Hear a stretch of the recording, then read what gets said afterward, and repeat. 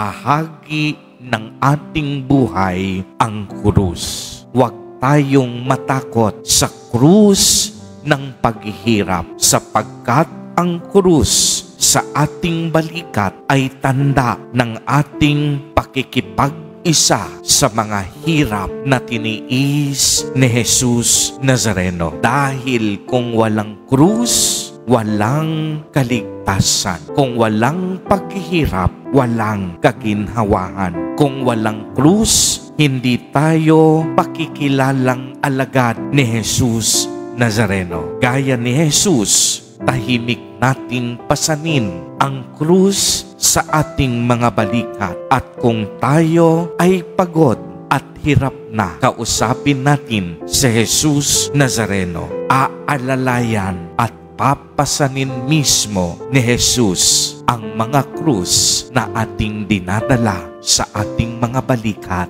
Amen. Purihin at dakilain natin ang ating Panginoon, ang mahal na poong Jesus Nazareno.